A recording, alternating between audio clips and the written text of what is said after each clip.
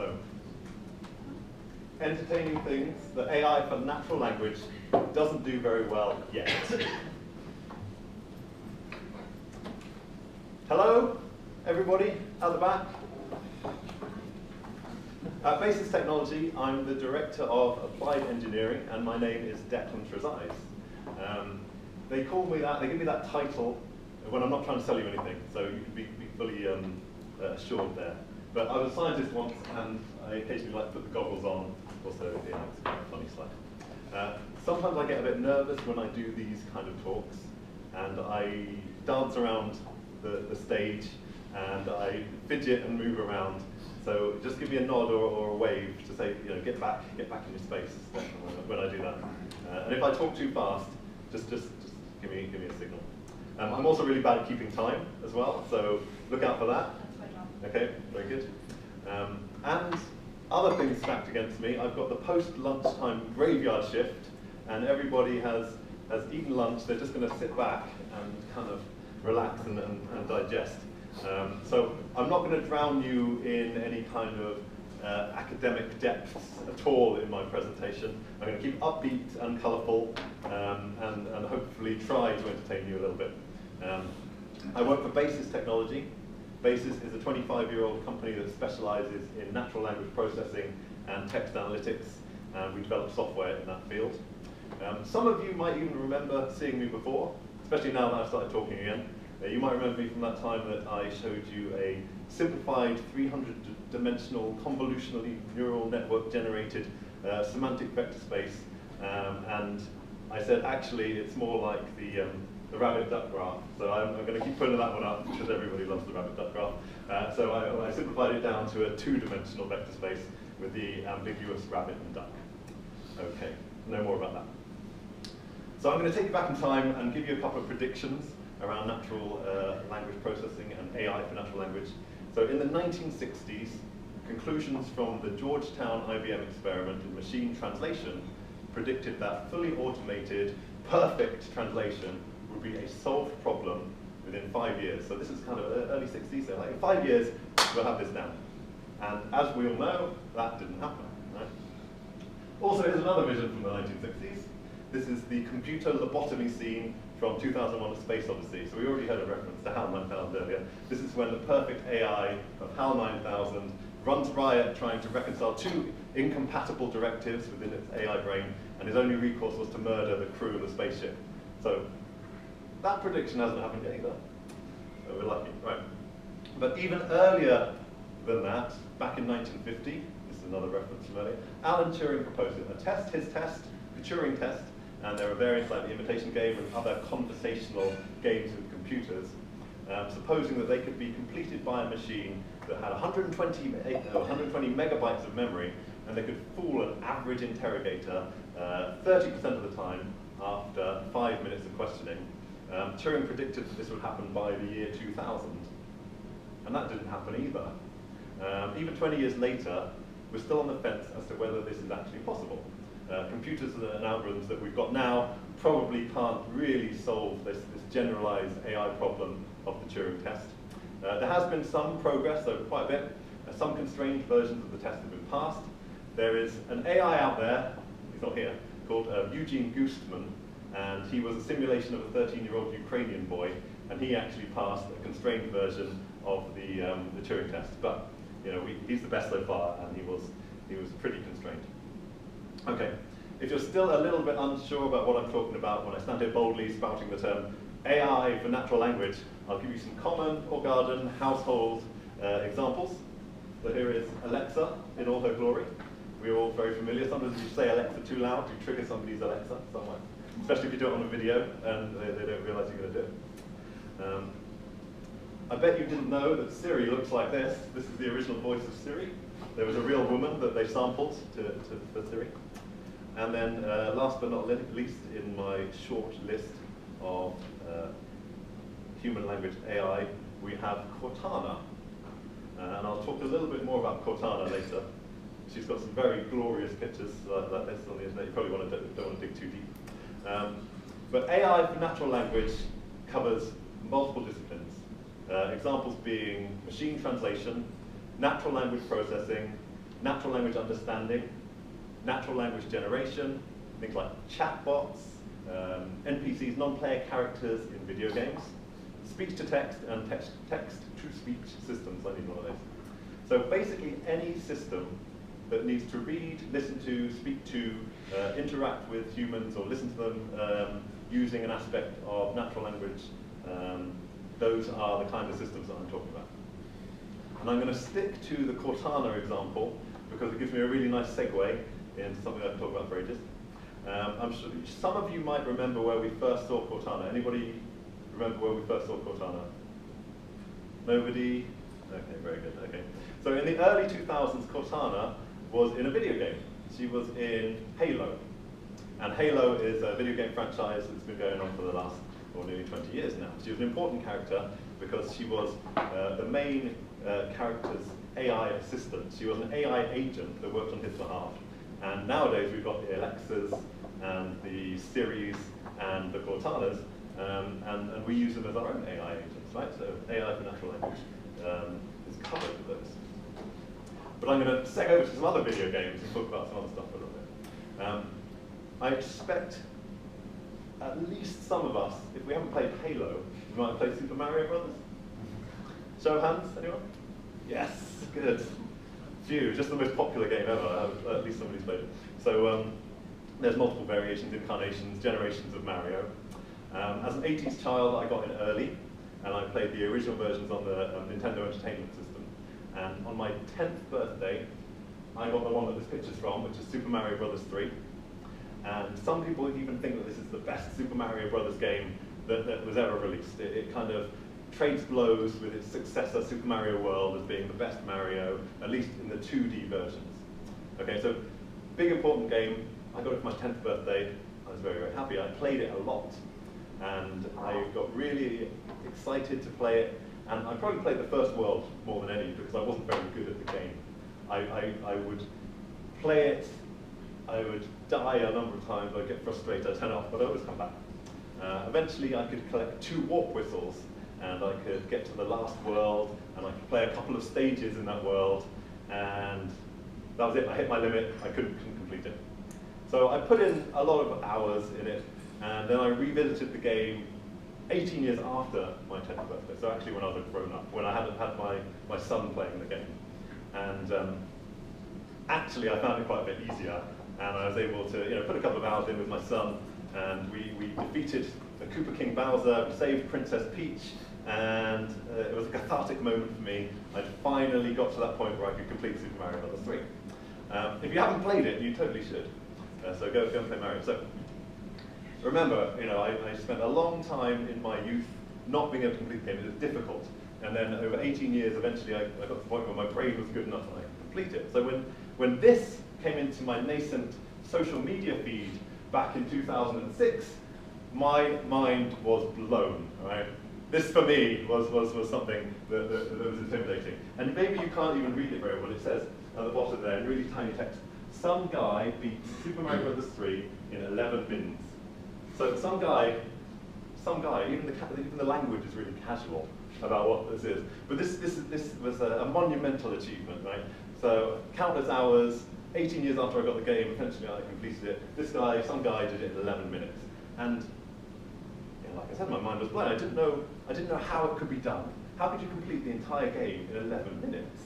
This is ridiculous, right?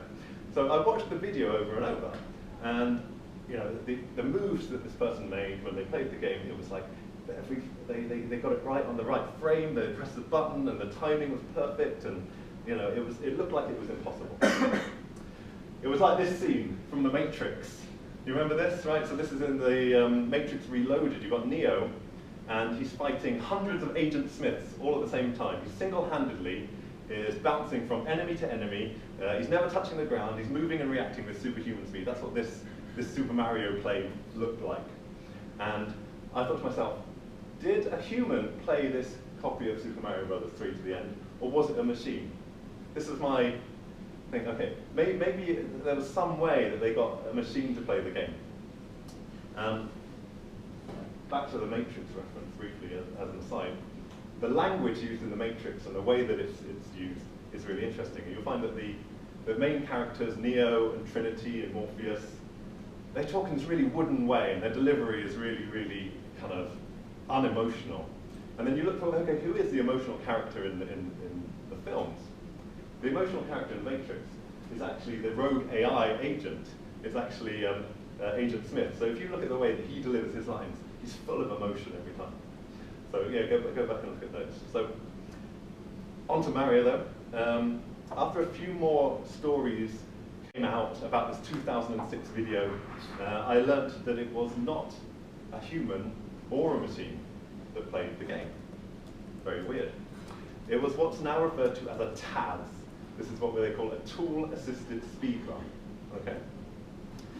It's a category of gameplay where a TASer, so not a player, what they'll do is they'll take the game and they won't run it on the original hardware. They'll run it in an emulator. So you'll have a powerful computer that emulates the original console. And they'll play the game through one frame at a time. So they'll step through the game a frame at a time as it plays, and then they'll put in whatever input needs to go in that frame to achieve the result they need. And it means that they can build a script that can play a game perfectly, and then they can optimize that as much as they need to. So once they've built the script, that script can then be played against the emulator in slow time. They can speed that back up, and you can watch it as a video, and it appears like a superhuman player. So bet you didn't know that. I bet nobody had ever heard of that before. Okay, so I wasn't the only person to take notice of this monumental achievement in video games. There was actually a whole community that developed around what we now refer to as speedrunning of the Super Mario games, and other games too. And that community split between the people that did the tool-assisted speedruns and the people that did the real-time attempts. And actually they were complementary because they learned things from each other. And then in 2009, the unthinkable happened, which is what this is, right?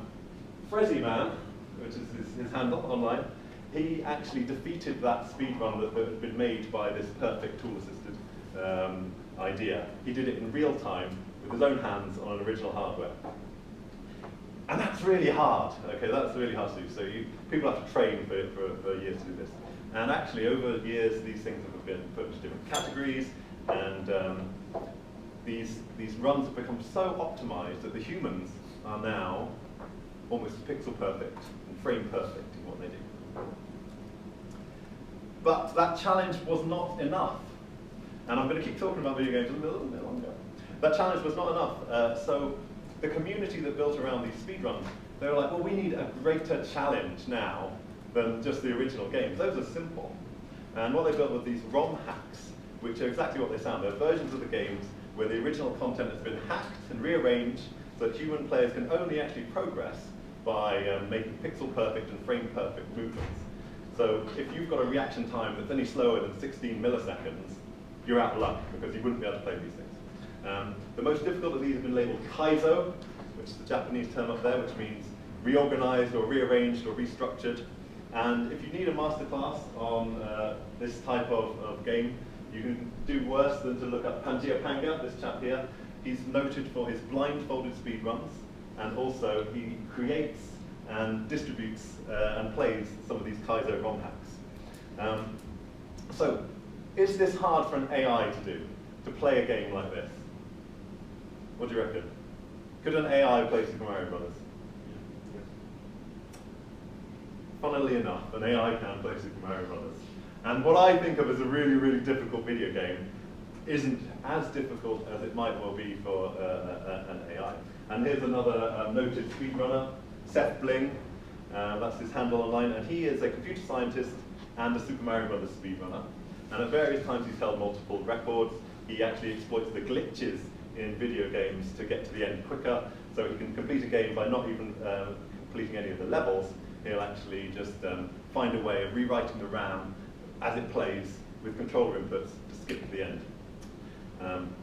And he decided he was going to write AI agents to play video games. And he wrote one that played Super Mario World, which is the one up there. And the neural network and the training isn't really that sophisticated. And you can actually go into the public domain, you can find this software. It's on Pastebin, it's on GitHub, you can download it. Absolutely, you know, it's out there now, and people have gone on to develop forks of this, and there's AIs out there that can play Super Mario really well. So, what about other video games? And here's another one, right? So, I was really bad at Super Mario Brothers, and it's not quite my style, right? So, at the end of 2017, I discovered a game that was more my style. A gentleman called Bennett Foddy released this game, Getting Over It with Bennett Foddy. And the challenge of this game comes from its control scheme, right? So you look at what's going on here, there's a guy sat in a pot with a hammer, and what you have to do is control the forces on that hammer with the mouse. So you just move your mouse in a 2D plane, it moves the hammer around by applying a force to it. Okay, so sounds fine, right? But this challenge went completely viral, and all of the online game streamers, all of the Twitch players, they saw this simple challenge and they took it up. It went viral, so like your PewDiePies and your Markipliers and your Jacksepticeye's on YouTube, you can find the videos of them playing through this game. Millions of other people wanted to play it, millions wanted to watch it, and there's one reason why this game went viral, and we'll let Bennett explain. So you read the quote text at the bottom. This is what Bennett Foddy wrote about his game, this is what he puts on the website for him. I created this game for a certain kind of person. To hurt them, right? So this game is the most unforgiving video game you could play. I don't even know why I picked this up, but any misplacement of the mouse, anything you accidentally do, any accidental input on this game will push your character off the side of the mountain, usually putting you right to the bottom so you start over again. So it's really compelling to watch, because you'll be watching this game and somebody will make like really slow progress as they claw their way up the mountain in this bowl, and then just one false movement and they've lost hours and hours of play. So this is what a typical session would look like. The guy loses himself off the side of the mountain, he falls to the bottom, and he has to start all over again. We can watch this through a couple of times. So I was determined to play this game, and I put in 40 hours into this game. It was really compelling. And that's probably over about 6 months, and I finally ascended the mountain. I got to the top and beyond. And my brain got rewired as I played this. Right? My brain became ever so sensitive to this control scheme that was there. So it took me 40 hours total play time to get to the top once. The next time round I did it in less than 2 hours. Next time round I did it faster and faster and faster and faster. I probably completed the game over 300 times on various devices. And I myself accidentally became a speedrunner of video games.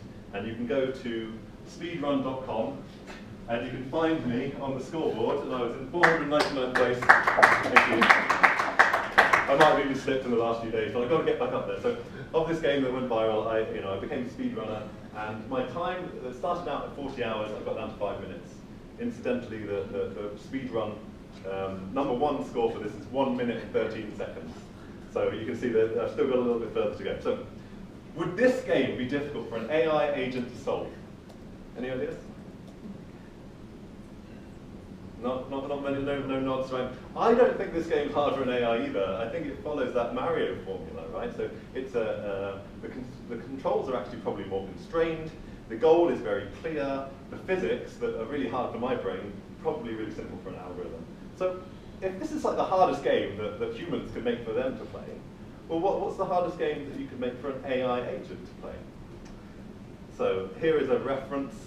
So what's a hard computing problem? Well, generating the answer to the great question of life, the universe, and everything probably comes to mind.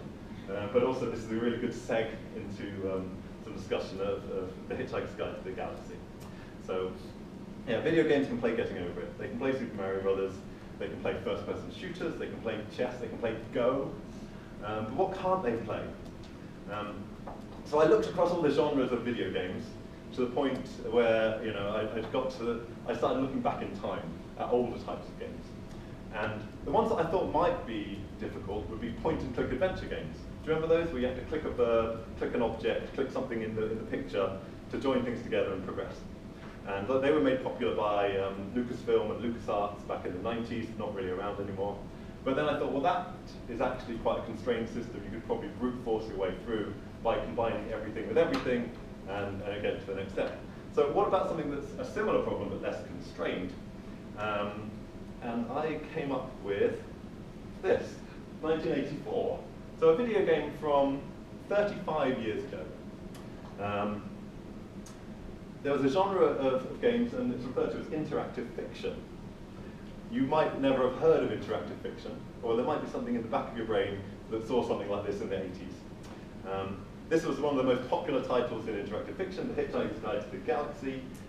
You've heard of the book, you might have heard of the radio play, the films. Well, there was a video game and it came out in 1984. Interactive fiction is also often called a text adventure.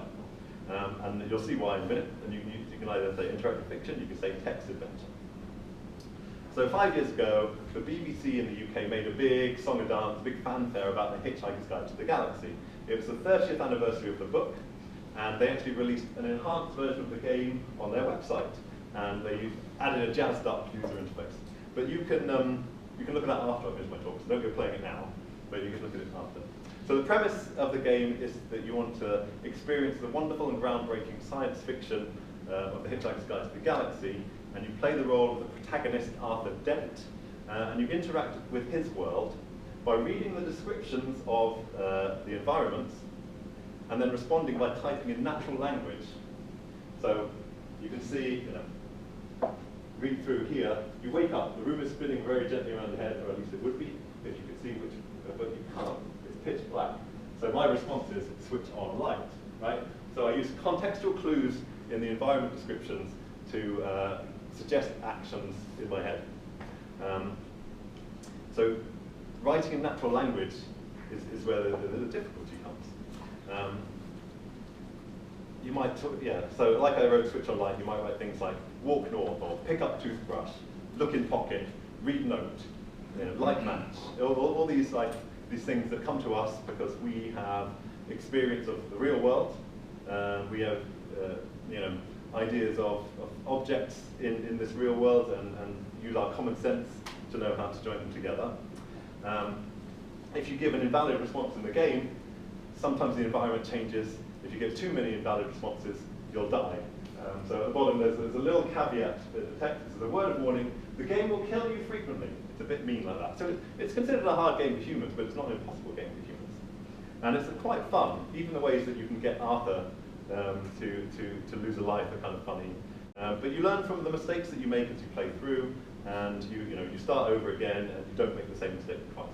So do you think that this game would pose a difficult problem for an AI agent to solve? Yes, it would. So if I was to build an AI agent to solve this game, I'd have to do several things. I would have to split the game into 3 parts and also define some goal. And the parts that I would split it into would be the natural language processing, so the read and understand of the environment, the natural language understanding, so know what the context around those things are, and then the natural language generation to create a response that's going to help you progress, and that progression is towards the goal. And the goal would be to maximize the score without dying along the way. And each of these have got really complicated subcomponents built into them. And because I know a bit about natural language processing because of what I work on, I'll give you an overview of that. And I borrowed some text from the book, The Hitchhiker's Guide to the Galaxy, for my demonstration. So once you know what language something's in, you need to understand the words that are written there. And we call this process tokenization. We can do this using rules, using statistical models that have been machine learned, using deep neural networks. It's all very good. We might also want to extract the verbs and the nouns and the proper nouns. We would do that by parsing for parts of speech in the text. That might use some statistical models for disambiguation. We might want to understand the dependent terms, so which verbs and which nouns hang together. And we might use some pattern matching rules to pull those out. We might want to normalize the tokens that we find into versions that give us a smaller problem space for the AI to work in. So we might apply a normalization like stemming, but usually you want to get it smarter, so you'd apply something like lemmatization. And even in German, you might want to also apply decompounding at that step, so that you get a better understanding of the terms that are being used. Slightly higher up the stack, you would do this named entity recognition or entity extraction. You might want to combine that with resolving things like pronouns. You might also want to pick up some other parts of the metadata. So if we find the entities, we'd also classify them as to what type they belong to. and you would use a combination of dictionaries, pattern matching rules, machine learned statistical models, deep neural networks, SVM classifiers, and yeah, so there might even be a whole bunch of AI included even at this stage to just find out what the objects are in the play space. And then once you've got those entities, you might want to have to link them together based on things like co-reference, token distance, character distance, but more often than not you want to classify those relationships. And you classify those relationships by doing things with syntactic metadata, so knowing which things depend on which, and then applying maybe a DNN to help you classify what type of relationship. So, just extracting from one portion of the Hitchhiker's Guide here, we have a relationship that says Arthur Dent is related to, Arthur, the name, so it's mentioned as Arthur, he's related to Arthur Dent. There's a relationship that we've classified he is a citizen of Earth, which is one part of the story. And then we might want to link that data that's in the text, some authoritative data, to give us a wider set of things that we know about. So we'd have a knowledge base in the demo here. I've got a Wikipedia knowledge base that I'm linking against. So we find a mention of a character in the text, Zaphod. We do some co-reference and know that it's the same as Zaphod Beeblebrox. We do an authoritative lookup. In here I've got Wikipedia. So in Wikipedia, Zaphod Beeblebrox comes up as a fictional character in the Hitchhiker's Guide to the Galaxy. So far so good with our natural language processing. Right. This is all metadata that creates an environment. At this point now, the AI has to kick in at another gear. So we need to bring in another aspect of machine learning. And here we would use reinforcement learning. So like the way that it took me many hours to get better at getting over it, I reinforced certain aspects of the process the more that I did them. An AI agent can learn like that too. So this is an ideal task for reinforcement learning. Our AI agent would apply this to the output of natural language processing, and this creates what I mentioned earlier as natural language understanding. The agent then needs to be able to create actions though, and that's where we look at the natural language generation. So I was looking around for simple examples of natural language generation online, and the University of Aberdeen in Scotland publishes on their website the outputs from one of their research projects. This research project is called the Joking Computer. Right? So this is mostly a rules-driven algorithm backed by a dictionary, and it creates some good but mostly bad jokes based on recipes and structures. So here's one now.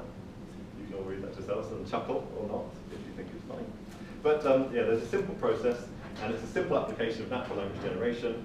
So if we were building an AI agent to play a text adventure, it would have to have access to the kind of things that we see in the diagram, sentence building recipes, sentence shapes, dictionaries, and it would use words from the dictionaries, the environment, the external knowledge sources, and then the model that it built from the reinforcement learning phase would help it assign specific weightings to the best response, and try to optimize that over multiple iterations to achieve the goal of increasing the game score. So it's quite a heavy process that I was kind of speculating on.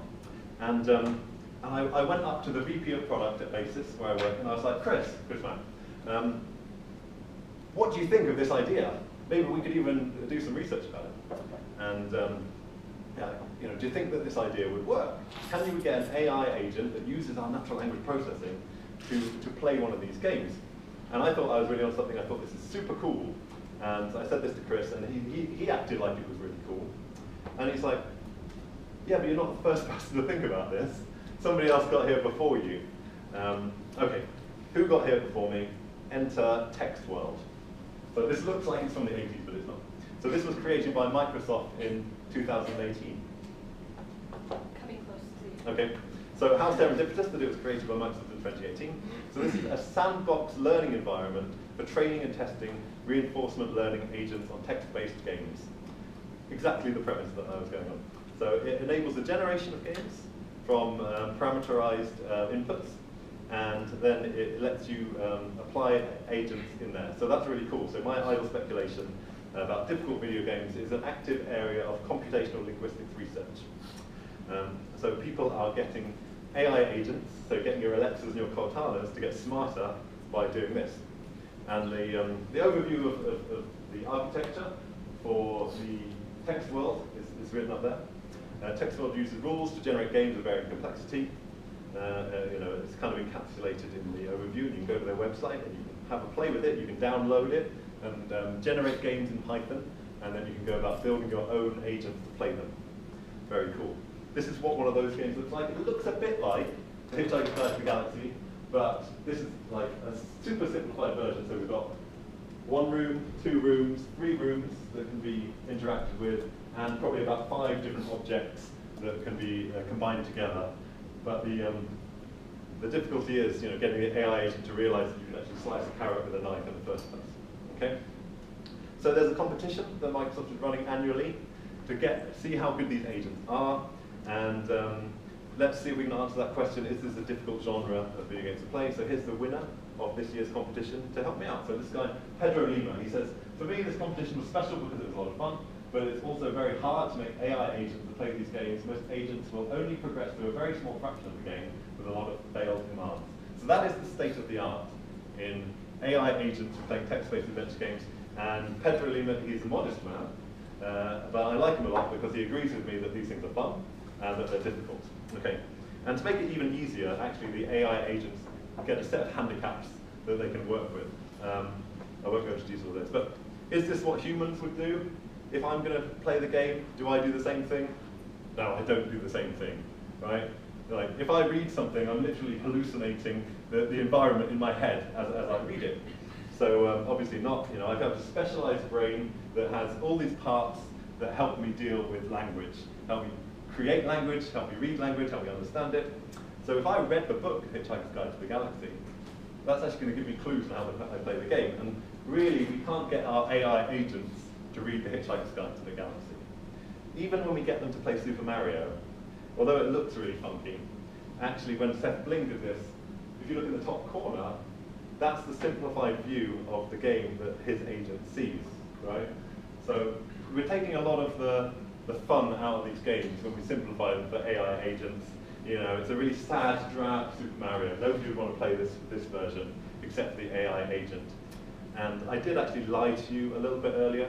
I was like, the reason why Bennett Foddy, his game was really hard is because the control scheme, yeah, that's one of the sides of it, but also there's a spoken word soundtrack that makes the game more difficult because it kind of goads you at different parts during the game. Depending on how you play, it will say these things to you, either pseudo-inspirational quotes, or it will just put you down in a sarcastic way. And that's part of the experience of the game.